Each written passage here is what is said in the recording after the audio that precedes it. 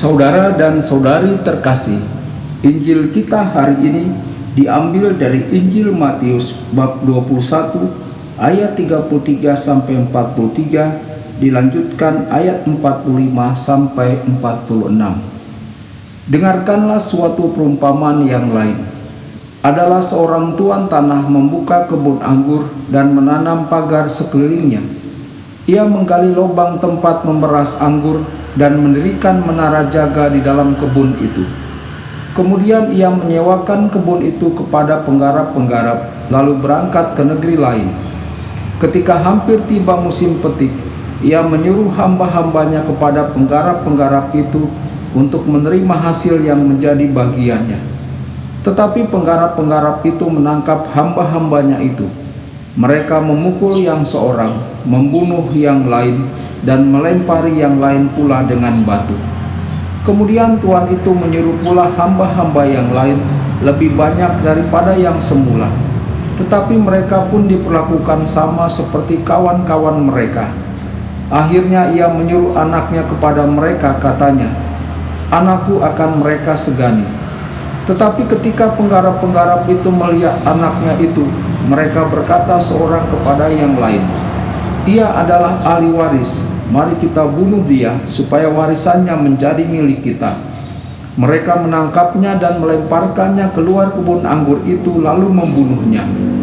Maka apabila tuan kebun anggur itu datang, apakah yang akan dilakukannya dengan penggarap-penggarap itu?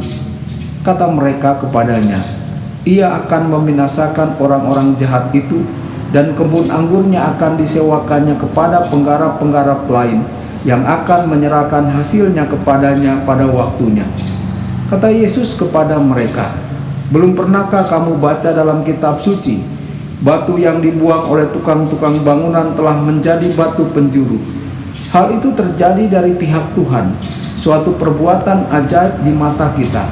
Sebab itu, aku berkata kepadamu bahwa kerajaan Allah akan diambil daripadamu dan akan diberikan kepada suatu bangsa yang akan menghasilkan buah kerajaan itu."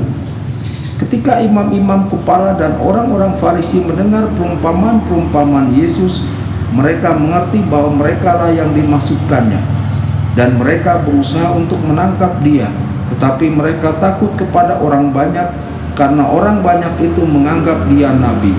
Berbahagialah orang yang mendengarkan sabda Tuhan dan tekun melaksanakannya.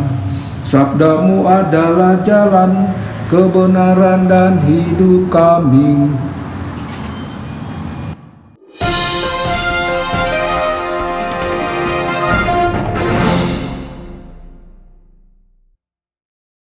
Saudara dan saudari terkasih dimanapun Anda berada, jumpa lagi dengan saya Romo Tedens dalam saluran Warta Kabar Sukacita.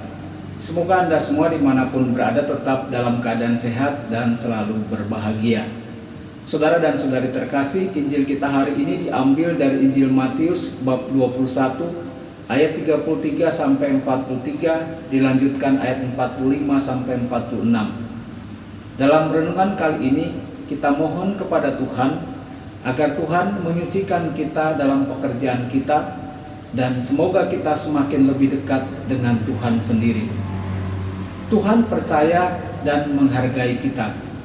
Saudara dan saudari terkasih, membeli sebuah properti yang sudah berfungsi adalah satu hal.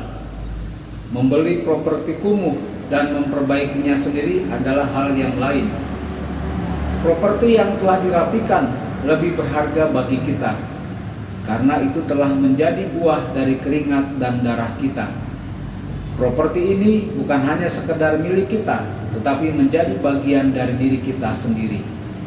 Saudara dan saudari, dalam Injil hari ini, pemilik tanah membeli tanah dan menggarap tanahnya itu untuk mendirikan kebun anggur sebelum dia menyerahkannya kepada para penggarap.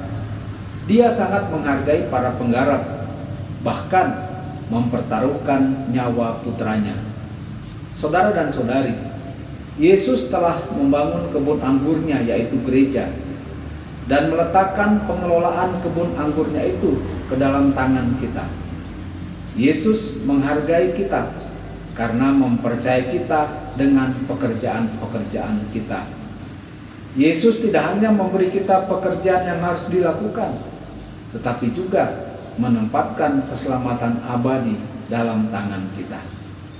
Saudara dan saudari, Tuhan sabar dengan kegagalan kita. Pemilik tanah tidak tinggal di sekitar kebun anggurnya untuk mengawasi para penggarap dengan ketat.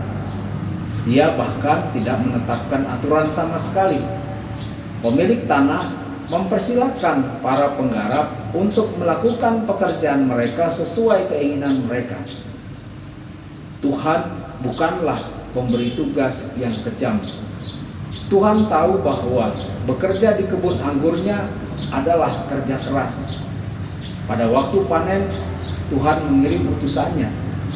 Dia tidak menjadi marah atau mengutuk para penggarap karena seorang utusannya dilecehkan dan yang lain dianiaya oleh para penggarap. Sebaliknya, Tuhan mengirim kepada mereka putranya sendiri. Tuhan melakukan segala kemungkinan untuk menanggung egoisme para penggarap dan menginspirasi para penggarap dengan pengertian dan kemurahan hatinya. Saudara dan saudari yang dikasihi Tuhan, Tuhan kecewa karena ketidakaktifan kita sebagai sebuah kejahatan kita. Aku tahu segala pekerjaanmu, engkau tidak dingin dan tidak panas. Alangkah baiknya jika engkau dingin atau panas, karena engkau suam-suam kuku dan tidak dingin atau panas, aku akan memuntahkan engkau dari mulutku. Dosa yang lebih berat bagi orang Farisi bukanlah apa yang mereka putuskan, melainkan kemandulan mereka yang egois dan buta dalam memilih untuk tidak memutuskan.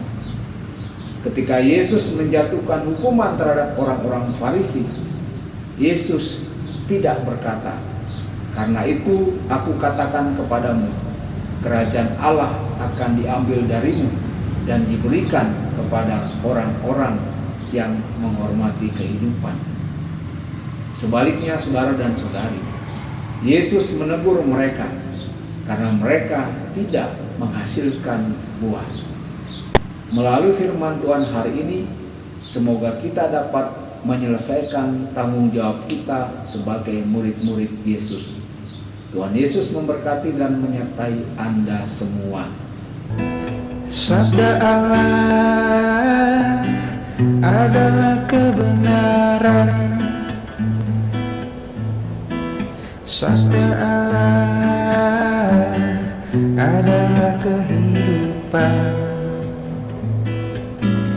Mari kita mencintainya, mari kita menghayatinya. Ya Tuhan yang ku muliakan, sabdamu angkat resahku.